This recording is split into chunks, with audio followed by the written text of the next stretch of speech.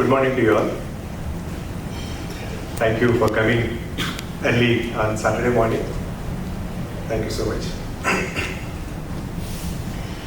So today I'm going to make an attempt to cover the evolution of AI of 7 decades. So it's a bird's eye view of what is happening in the space and where we are now. And we are in exciting times, as you all know. Every day in and day out, we are touched with AI, every aspect of the moment. Early in the morning, the news that is served to you, the WhatsApp messages, and ads that you see. In fact, the news that is served is highly personalized because you watch at cameras. Every day you get a new camera, news that you get. Likewise, e-commerce, every news, like you may be talking to your own family member or anything, and within minutes you see the ad coming to your mobile. Possibly data is you are listened continuously, data is shared across, and the information is coming. Notwithstanding though that part, AI is everywhere. It is touching in everybody, every day, every minute of our lives. So this is what Arthur Clarke said: any sufficiently advanced technology is indistinguishable from magic. Arthur Clarke is in 1960s. He predicted communication spacecraft, and it can happen from space. The entire communication spacecraft, all these USAT and INSAT, all these satellites, were his imagination. They became reality subsequently. Similarly, AI also he predicted. So what he said is correct. Any sufficiently advanced technology is indistinguishable from magic. So we are passing through that magic. We are surprised with the LLMs that Generative AI has brought in day in and day out for us.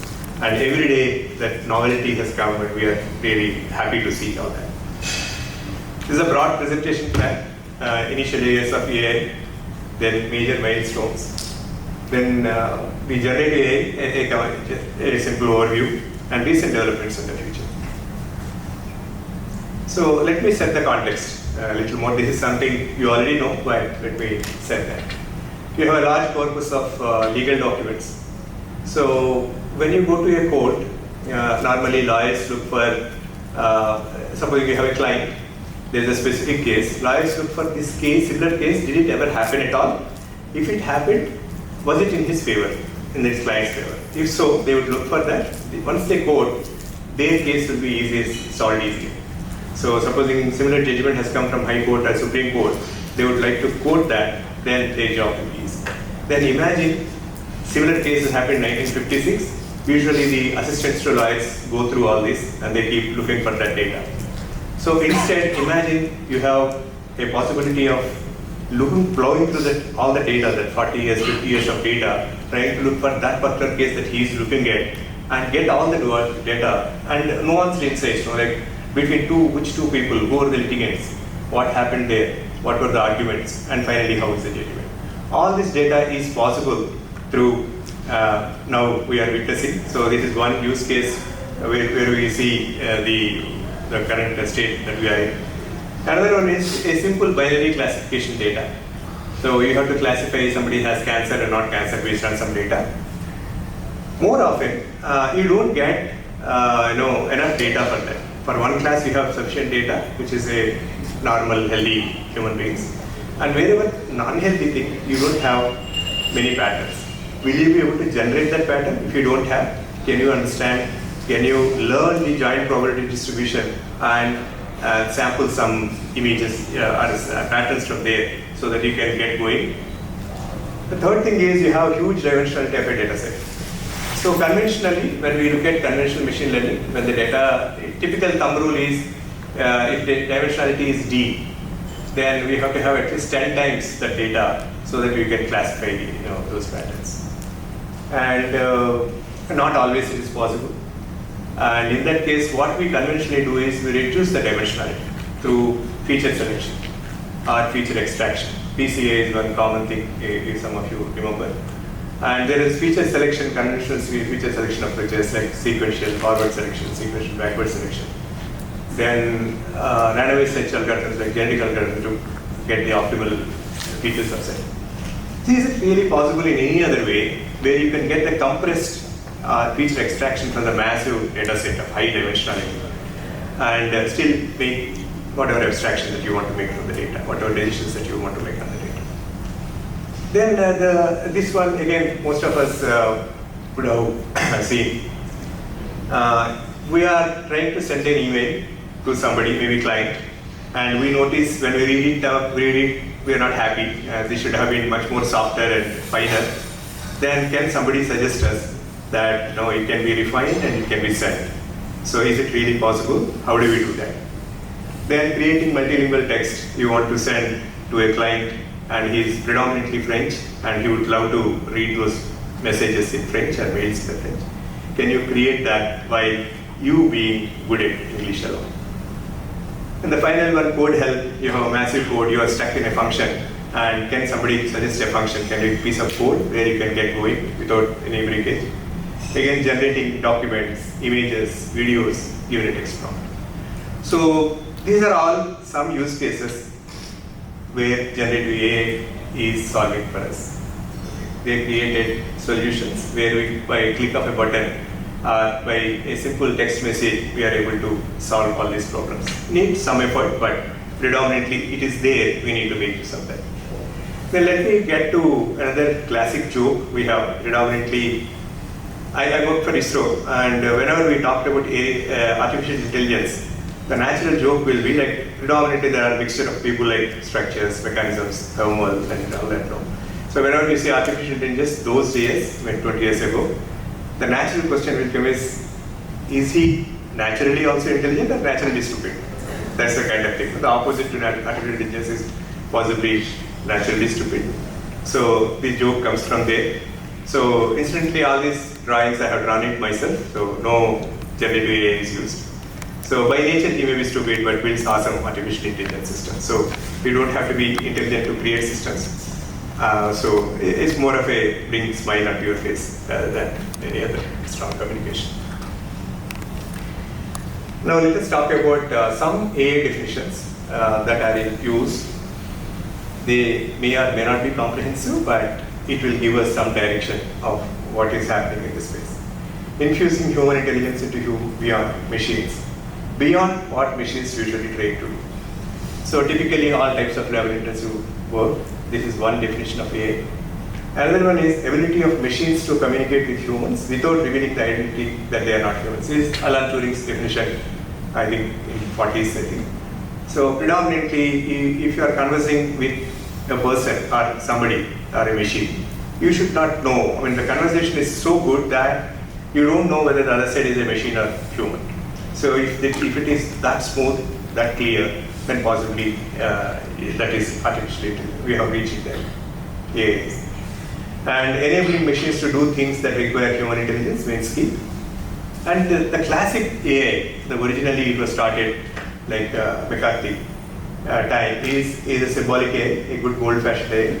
Human knowledge is represented in symbols and rules, words, concepts, and objects. So you have to insert that knowledge. You have to encode the data, that knowledge, to the system in terms of rules. Then the system will be able to perform. That means, in a way, it is limited by the knowledge that you have that you communicate to the system, and within that domain, it will try to answer. So there is a limit to that, and it really became popular because of the same reasons. For example, Jitendra Malik, if some of you know, is a doyen of computer vision. He was a student of John McCarthy, who coined this word AI. And he himself could not sustain PhD. After 2.5 years, he moved on to computer vision. So on the right side, you see, ultimately, the core of AI is research theories, methodologies, and technologies, and applications for simulating, extending, and expanding human knowledge. So other attributes that are part of this is learning, reasoning, problem solving, perception, then NLP, planning and decision making, and adaptability and autonomy. Inherently, you are trying to do as good as a human. The entire the attempt or the effort is to behave as good as a human. That's where the human face you can see on the right side, 2 eyes, nose and mouth. Okay. This is a kind of AI development map, roadmap. And okay, if it is readable, it's fine. And I have also cut it into different pieces so that it will be easily understandable. So in 1936, there was Alan Turing's definition of a computer. Then in 43, Michael-Bits artificial neural network model. Then Hebbian learning rule. Then Arthur Samuel's checkers game. Then 1956 is where John McCarthy coined the AI. The word is also known as father of AI. So as I said earlier, it's like symbolic AI. And interestingly, in spite of these developments, and once these developments happened, there is also hype about that. And everybody thought, oh, we have reached the human level intelligence, now the machines are going to replace humans. That hype also resulted into failures. With that hype, when you started building the system, we noticed that the systems don't work as good. So that's where the AI went into two winters. There are almost no development or very less development during those periods, 2 decades roughly, 67 to 76 and 90 to 2000. During that time, there were some developments, but not predominantly happening. So again, 1957, Rosenblatt's perceptron, and perceptron is a linear classifier. Then later somebody found out that it doesn't solve every problem. If it is non-linearly classifiable data, you won't be able to classify it. Then again, it hit a roadblock, and then hype led to this. Then hardware implementation of the same neural network. And then Newell's human thinking rules. Then came the Japanese 5th generation computer and expert systems in the 80s and CNN in 1979. Okay, this hashed thing is about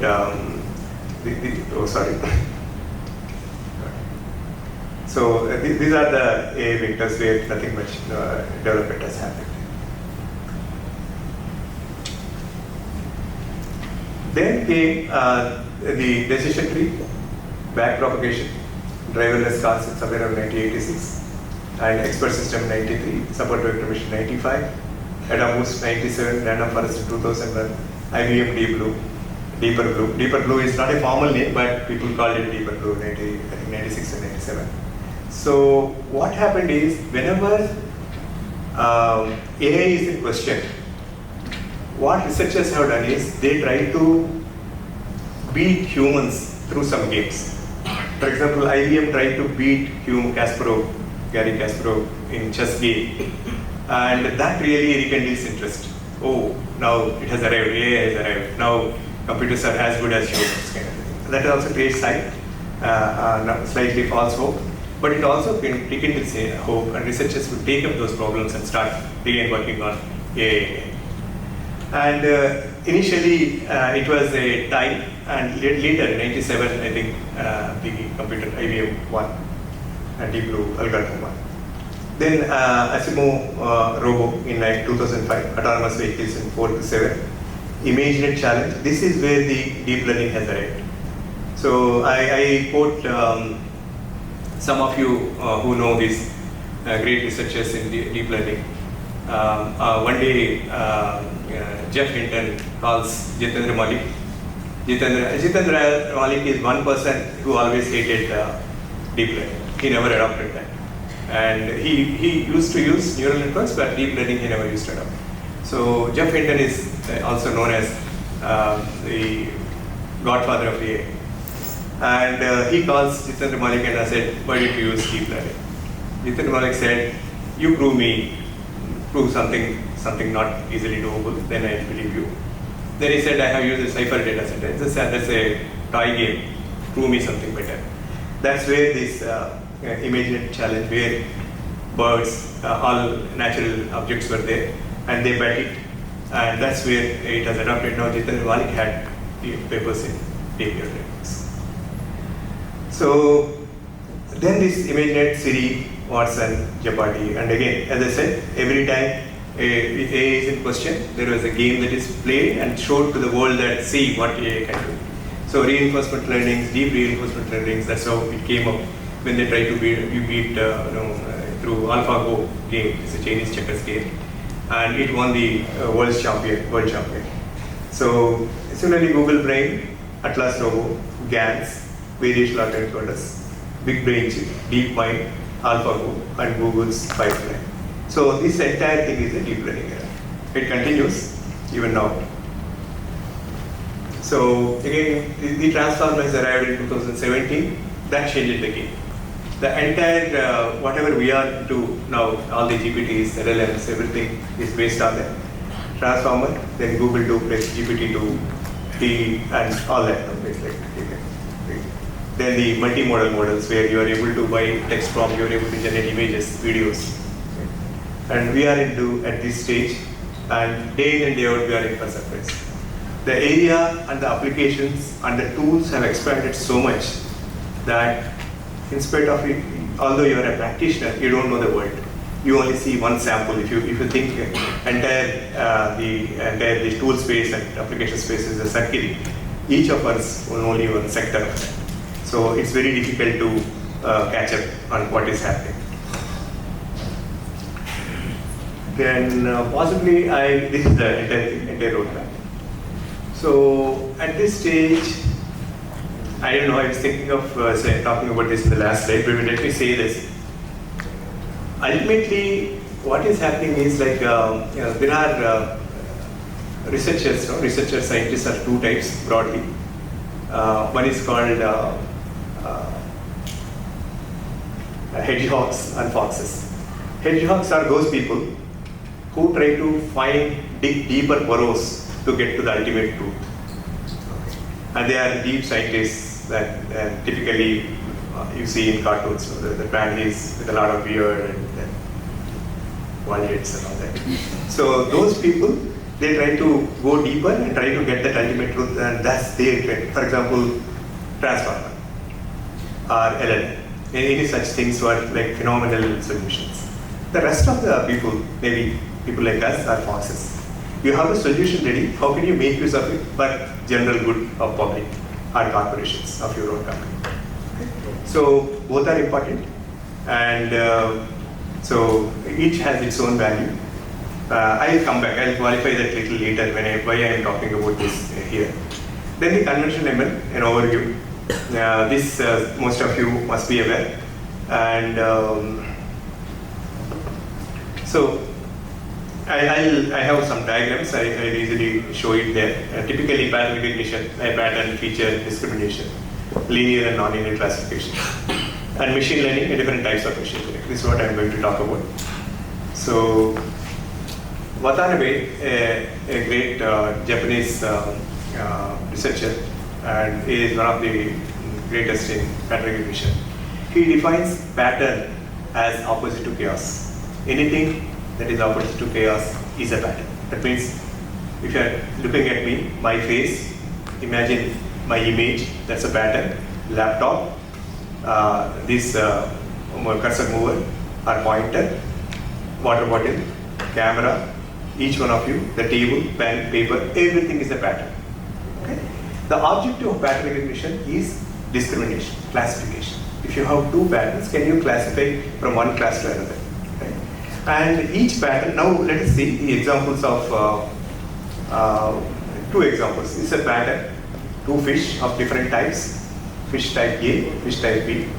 And similarly, there are two water bottles that we study in Aquafina. To characterize a particular pattern, we need to measure those patterns. So they are called features. So this fish is measured. This is the maybe the face, nose length, then the width, then the fin length, fin width. So all these things, each of them are measurements. They characterize the pattern in some way. So that's how you measure similar things for other fish.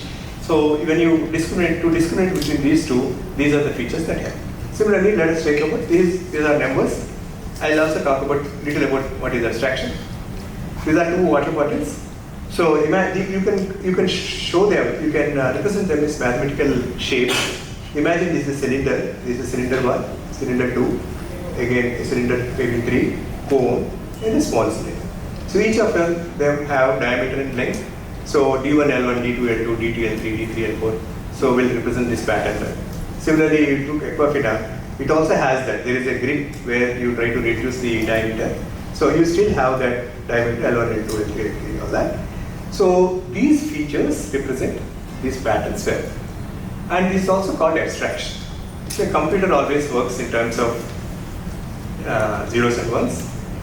You give these 10 numbers and tell the computer this is Equafina body. It has no way to know that the shape and all that is just not there. You already transformed it into a different space, and those numbers is what you are going to share with them. Okay, this is about that, and your job is to discriminate between. Imagine there is a conveyor belt, fishermen catching. They brought their catch, and they try to put on a conveyor belt, and you have an enormous number of fish, not just two. Two is only an example. You have hundreds of varieties of fish. Will you be able to group them and classify them?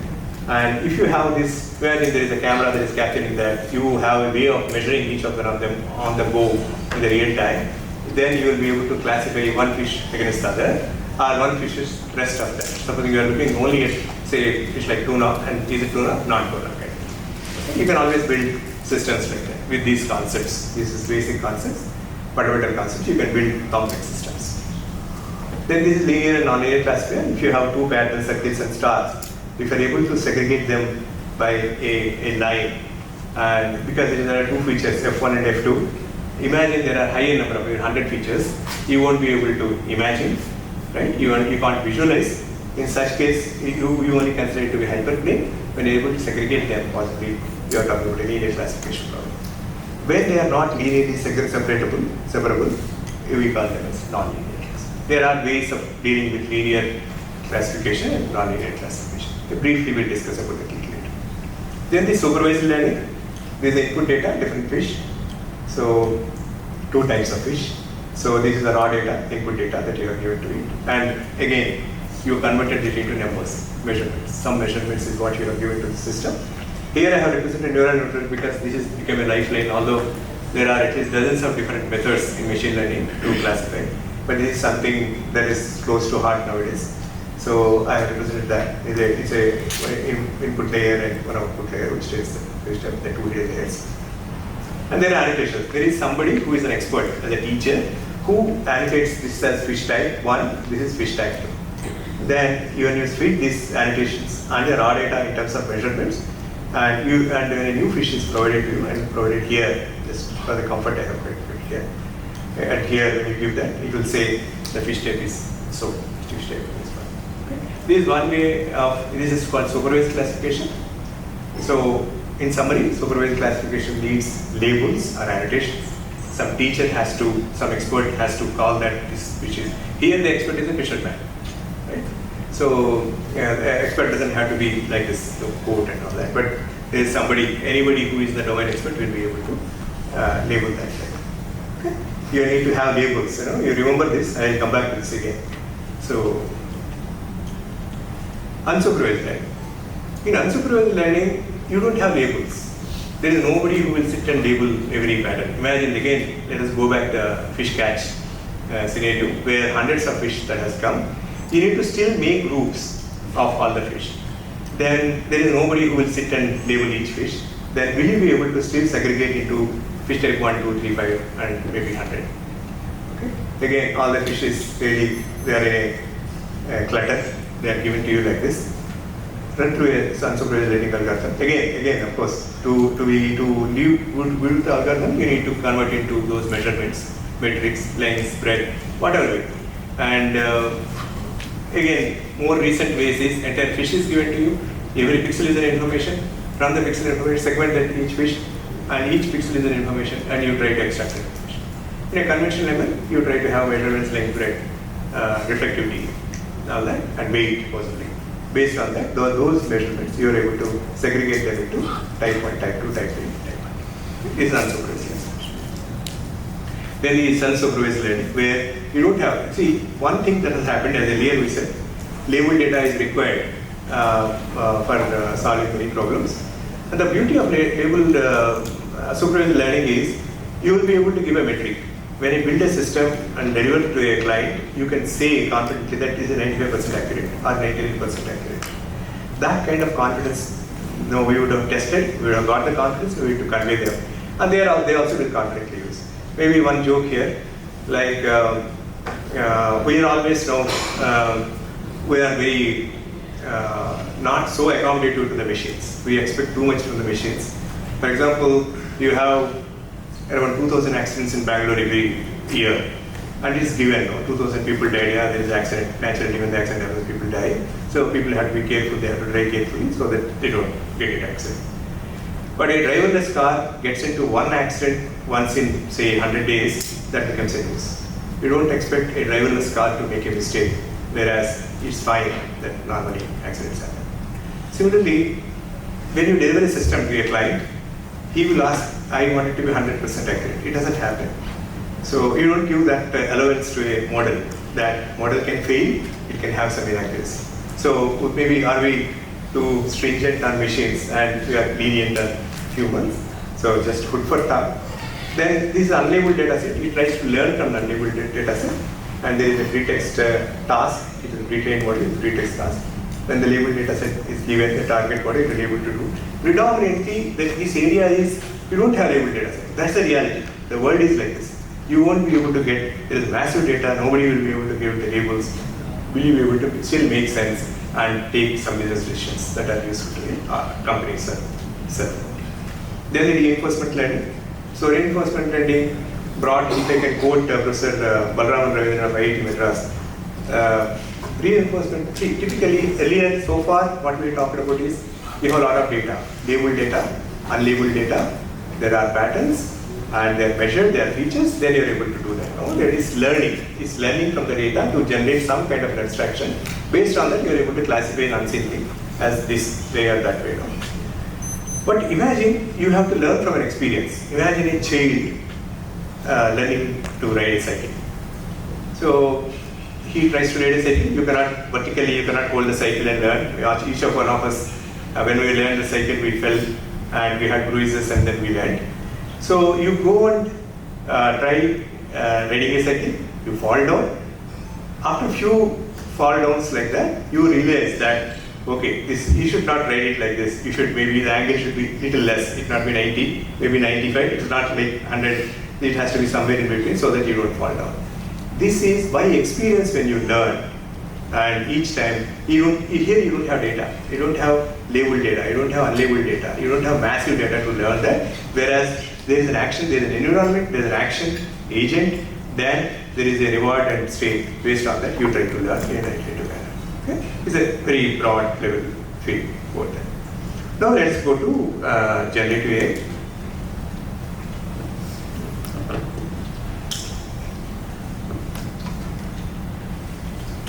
Generative AI refers to those algorithms that generate synthetic but realistic patterns by learning joint probability distribution of training data. The important concept here is synthetic, which are not real. Right? And if it started happening just like that, now you are seeing Obama. I mean, I don't know, some of you in data science, if you have seen the MIT course on deep learning, Obama comes and invites the class. This is about deep learning course number 1.2.3, and welcome, you are 300 people, it's like very good to see. In this course we are covering and some 10 topics. Obama won't do that. This is synthetically generated. Lip sync also is perfect, languages are perfect, voice is perfect. Okay? These are all synthetically generated video, audio, and perfect lip sync. Okay? Synthetic but realistic. It didn't happen overnight. And it was synthetic data was really bad initially. Now you cannot, even an expert cannot figure out whether it is synthetic or real. Okay, we are in that kind of a maturity. Here again, generative AI, multimodal models. Then again, 2014 is the GANs by Goodfellow. He is a Benju's student, Yeshua Benju's student. And then the neural machine translation, sequence-to-sequence model, RN and encoder-decoder for machine translation. And 2017, that attention is all you need.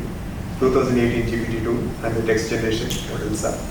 again GPT-3, DALI, Codex, and this is where we are now in terms of generative AI. This is the roadmap for generative AI. And let us see how popular is this word in terms of searches. So this is from Google Trends.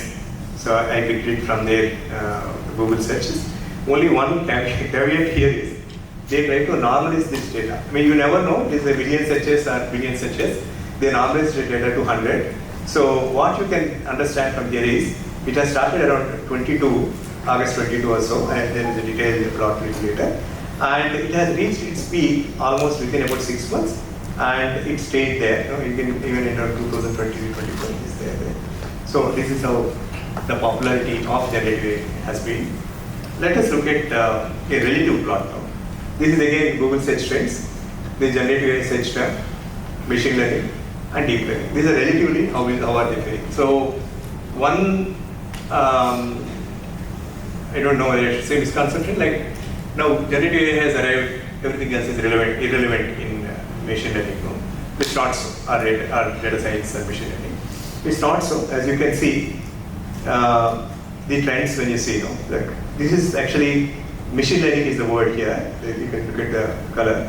This is still at peak, relatively, even relatively when you look at generative AI. Generative AI has picked up here. It has picked up here and it gone there.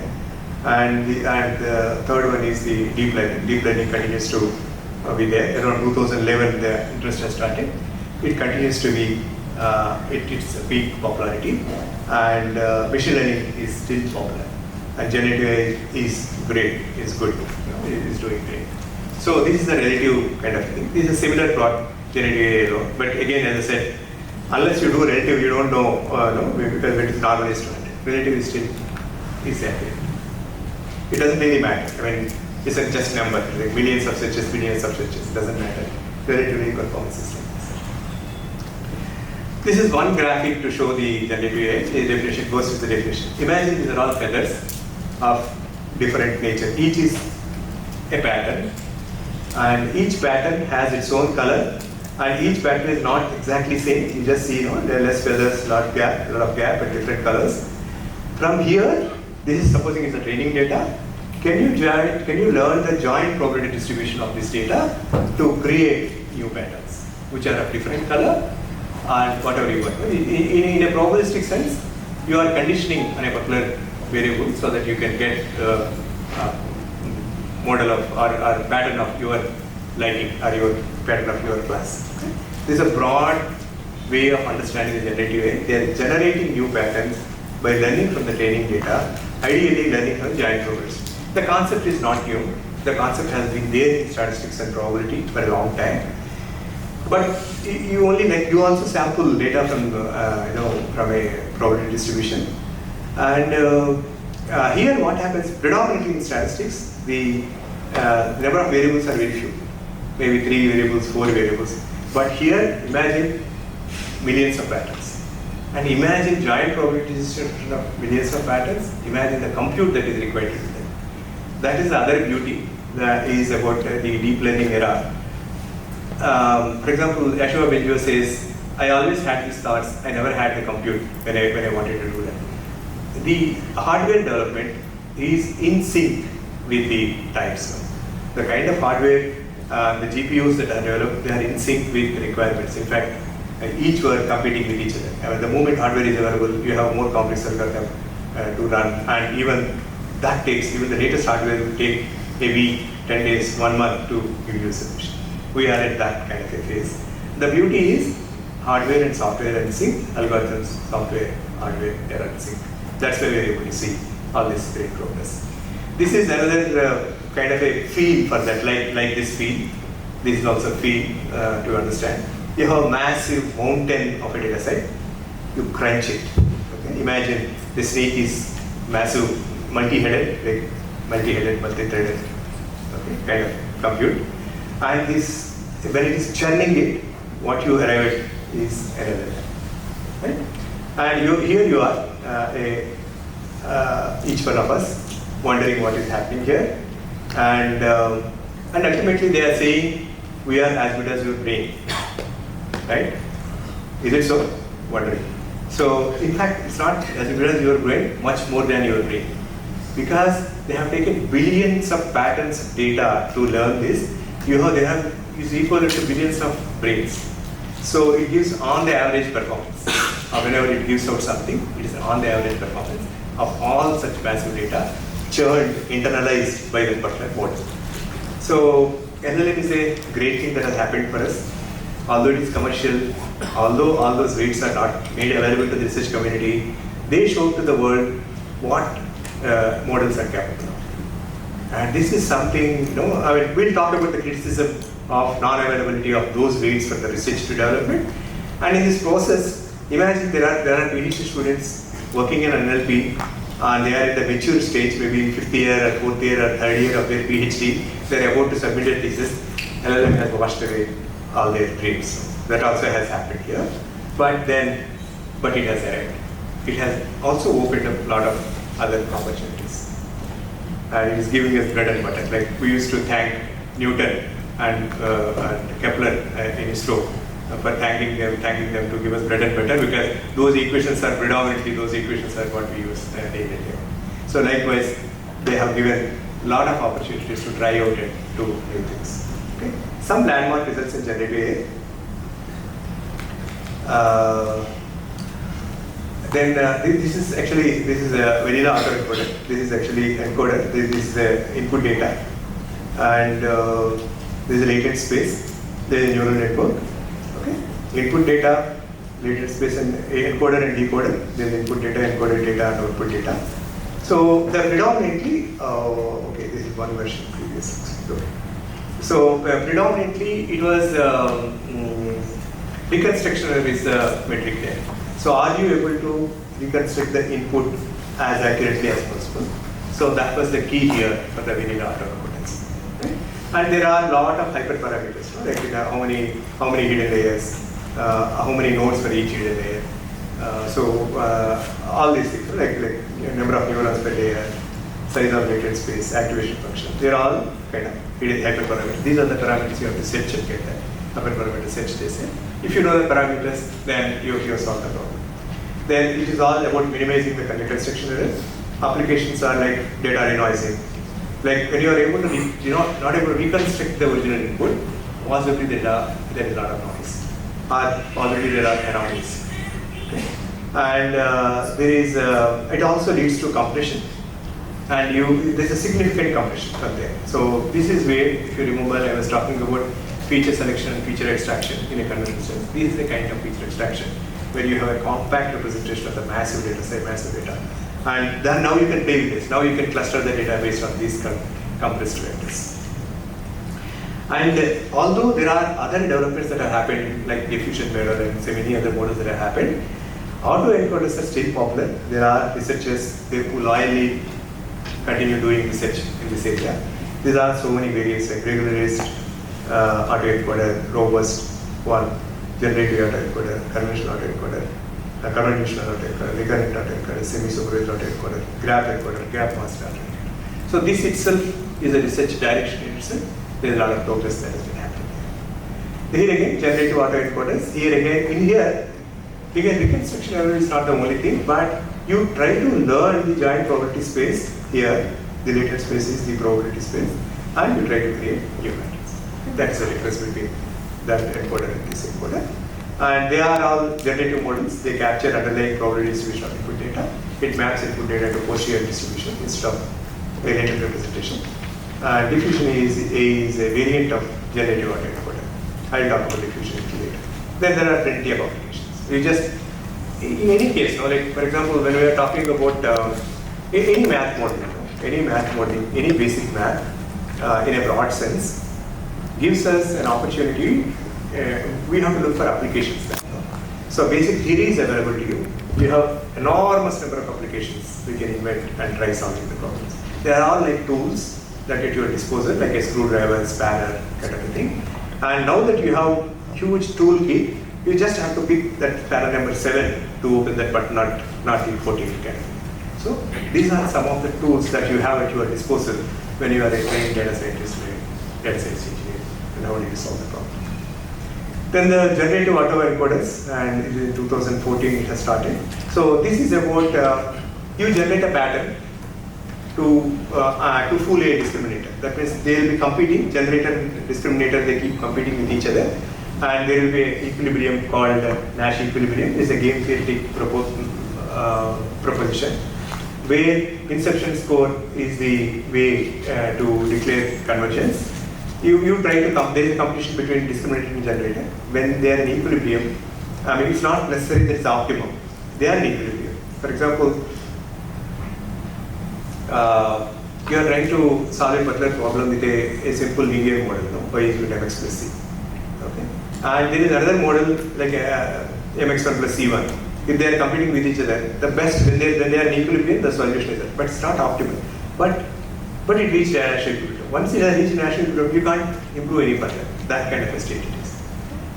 But it is decent. It gives a lot of good results. Inception score and budget. Inception distance. Then the transformers, then again we mentioned it earlier. And then the position encoding and BERT and its variants. The original model, we talked about that. Then pre-trained data itself is used, like decoder part alone is used for solving many problems. Encoder and decoder are used for many other applications. Again, applications are innumerable. You just have to imagine what you can solve. The tools are available to you. It is up to you how do you really exploit those systems, those solutions. Then the diffusion model, it is also known as denoising diffusion probabilistic models. The principle is to add noise to the training examples till they become completely noisy. I will show you it is easy. When I was trying to draw, I thought I can't do justice better than this, so I have picked it from this paper. So imagine this is a dog. Iteratively, you try to add noise to the system till it becomes completely noisy. In this process, you also capture the process, how are you making it, and use those parameters to reverse this to generate a new pattern. This particular thing may not be there at all in your training data. In fact, it's not there in the training. You are generating a new pattern. This is what you are able to generate. A lot of WhatsApp messages when you are trying to see, and all the new images that are getting generated. Then the multimodal generative models. Then this is multimodal in the sense text, audio, video, then 3D data, time series, everything. All that data is available to you. And can you, those generative models will be able to generate other things from text to video systems. Reverse also is possible. And this is there is some maturity achieved. There is still it's a work in progress. It's still happening. We need to reach maturity. These are some of the models that have happened in 2014, 24, and 25. But it doesn't capture the entire world. This is a word cloud, and one caution is it doesn't mean that because this is larger, it doesn't mean this is more popular than the rest. It is only trying to make it readable. We try to put all models together. Okay, these are some of the models that have happened recently. As I said earlier, we are only seeing a slice of it. So much of it is happening day in and day out. Then the latest thing about the multi-agent thing. So the multi-agent agents are like they are intelligent computing elements. It can compute on its own some aspect. Okay? Each one is capable. Like if I going to take you to a Chandramama story, somebody is good at sword fight, somebody is good at physical fist fight, and somebody is good at lifting weights. Then when they all come together, you try to go and kill the monster and come back. No? It's like that. Okay? It's like each is an expert. So in a formal definition of an agent, each agent is a computing element.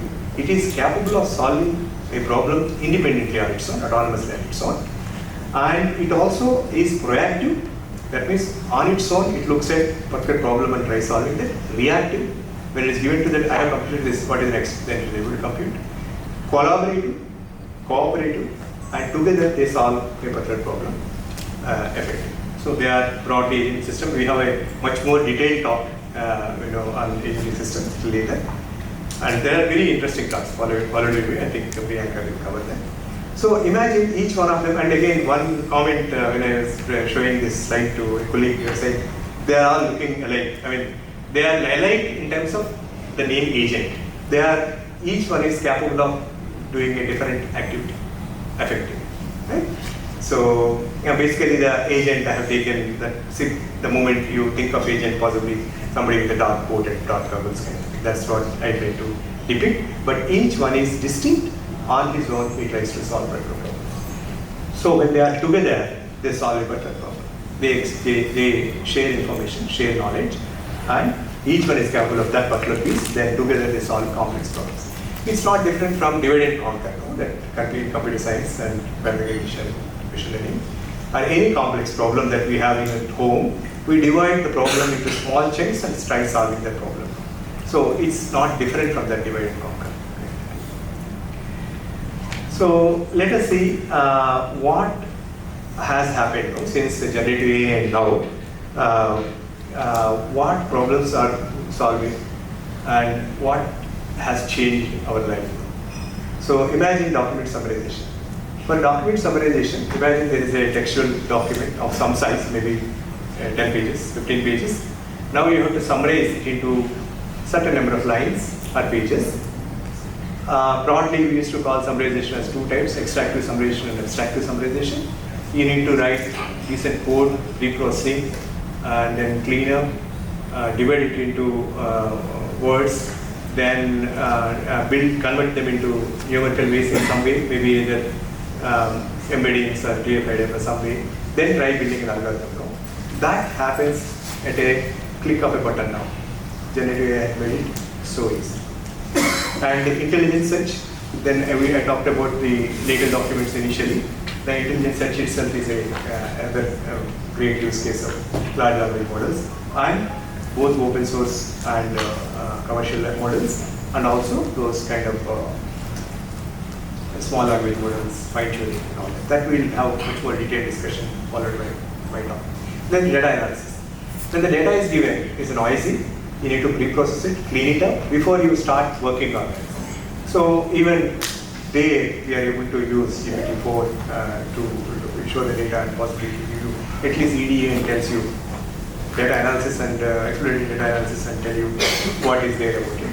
And possibly, otherwise, what we would have done is, once the data is given, you would see are there any hidden patterns, run data mining algorithms, then try to see whether there are patterns that are missed, then like something like classic market basket analysis kind of a thing, or again ML in hand with data mining, try solving some of those problems, so predict certain variables or explore the group those different patterns. Okay. And again code generation, that I think each of you must have used it. Then the text to image generation, this is something surprised all of us. Novel pattern generation, that is a generative or generative AI. Sentiment analysis and story analysis. Sentiment analysis, LLM also can do, and we can also hardly write 200-line code to solve a particular conventional Python code. We can write sentiment analysis. So the only caution why I am telling all this is, like, again, story generation, unheard of. And you have to be a creative person to story. I'm sure each one of us told stories to our children when they were very young. But it was limited to the books that we read, then we wouldn't have invented, each one of us wouldn't have invented our own stories to tell them. Whereas these models are able to generate. One caution is avoid that kind of a big hammer approach. So I have an LLM. I mean, that's what is happening. When you look at commercial space and when you talk to clients, now that it has reached its peak popularity, if I avoid the word hype, people want solutions to LLM. Anything you do, can you use LLM here? It's not necessary. So big hammer approach is something one should avoid. I have a big hammer, whether it is ant or elephant, I'll kill with that hammer. Okay, that's a big hammer thing. So you need to, every problem has its own complexity or simplicity. So accordingly, you should choose an approach to solve a particular problem. Maybe sometimes you need to convince your clients about that, and sometimes you need to listen to the clients and try to, give a solution that makes him happy. And can we use some of the small language models or fine-tuning to solve those problems? Now, ongoing and future work. So one thing is when LLM gives out some output, like for example, sentiment analysis, when you do conventional approach, you can confidently say that it is accurate to 98% accuracy. Precision recall is so much that can go. Those numbers we may not be able to provide in terms of possibly on LLMs. There has to be the metrics, the evaluation is still work in progress. I'm sure it will happen. It's a matter of time. It is happening. It will happen. So that is one thing. Agentic AI, orchestration of workflow of activities as well as intelligent agents. In agentic flow, each agent could be an engineering element or AI element. Each is an intelligent AI element which can solve a particular thing autonomously, intelligently. Or ultimately is an orchestration of all those individual elements. Then large deployable models and edge cloud. Can you do that? So that means you need to reduce that massive. Now imagine that I think some of the numbers my colleagues will tell, like 550 billion parameters kind of thing. Those parameters, whatever that gives, that abstraction that gives, can you really deploy on a walking stick of an elderly man? How will you do that? So that's one thing. Household robots. So large deployment models, household robots. Like ultimately, all these developments should ultimately help you day in and day out in carrying out your tasks. Self-driving cars is already there. I think it will reach much more maturity. Chips aiding differently abled persons. This, the Neuralink solution where people who can't see, can they visualize the things? People who can't hear, can they make him hear? Can you insert a chip and do that? And multimodal AI. AI being good at reasoning, planning, and interpretation. This is one criticism. No? They are not good at planning and interpretation. Like Subbarao Kamamati professor in I don't remember the university. So he is always an opponent of that. He says they are not good at planning and reasoning. Will they ever reach that? Then multi-modal AI, then of course simulation of designs of experiments for biology, disease, understanding, and preventive environments. So imagine there is a COVID-like scenario. Are you ready? Can you come with some drugs which can possibly handle that? There are drug-resistant bacteria. So with large language models, generative AI, can you generate, simulate those patterns which you have not unheard of? When a biologist has to do this, he only can think what he can best think based on his training. He's a PhD postdoc, has read hundreds of thousands of papers in his life. Possibly he can imagine, possibly this so much is already done, possibly this approach will take. He can take a finite, discrete approach now. Whereas this generative AI deep learning can create those kind of situations. Okay, in fact, all the great scientists, all the great researchers are going towards it. Then better models for understanding human brain. I think we are not there yet. We need to still understand with less data. Do you really know what we have done? Is we have thrown entire data, entire compute to make that happen. Can you use a better structures? There are deep structures they call it. The deep complex structures. Can you make use of that without using that data? Can you create similar kind of thing? And this I can skip if time is over. We can take some questions. So these are some of the people. Again, there is no way to capture all the grades. But these are the people who brought this deep learning generative AI to our doorstep. Benjio, Hinton, Ashish Vasani, Andrew Ng, like his household name because of Coursera. Then Goodfellow. But Coursera is not the thing. He is the proponent of agentic workflow. But much before anybody started, he started the agentic workflow and he started canvassing with that. Then all the OpenAI people who showed the possibility of doing that, who woke the world and shook the world and see what can happen. Then he's another great man, very outspoken person, Yagukan, where he created the Llama model. He made it available. He made it open source. That's where the research flourishing because Jitendra Malik, computer vision, then Minsky, and Alan Turing, and Fei in computer vision. Again, he is Fei is a student. Then the DeepMind, Google DeepMind head. Okay. I have more data like this, but maybe I'll skip. There are other things like each one of them, like some of the things like I don't want to leave this talk as pessimistic because, as I said, there has to be appropriate judgment you have to make when you solve a particular problem, and not a big hammer. But this is what they think: building AI system to discover fakes is a hope. That means there is a governance on AI. There is a worldwide movement on AI. If you remember, around 2000, 2022, I think there was 100 researchers across the world wrote a 100-page document on foundational models, why they should remain foundational models, why they should make it available. So what he says is, can you really voluntarily say that this image, this output, this text is generated, it's not real kind of thing. So that's one way of doing that. And will everybody come in line? Some country may agree, some country may not agree, some universities may still do what's it is. Then it is troublesome if less intelligent things control over more intelligent things. So ultimately, whatever systems you develop, you need to have control over that. That's the point he's trying to convey. Then Yashua Benju. Between these three people, Yashua Benju, Jeff Winton, and they got Turing Award in 2018 together. These three people are known as godfathers of AI. And between these three people, there are about 200 PhD students they created. That means 200 copies of themselves they have created to take the world forward. Right? So, their scaling is necessary but not sufficient condition to approach our tools. In fact, he started what is called GFlow networks, GFlow nets, which tries to address this. And it's ongoing work. Every 5-year-old can reason better than current language models, although she knows less but can reason better. And there has a lot to be better and cheaper way to represent knowledge than the current LLMs do. And he is most outspoken, and he vehemently opposes it. He says my cat is more intelligent than that. He keeps saying that.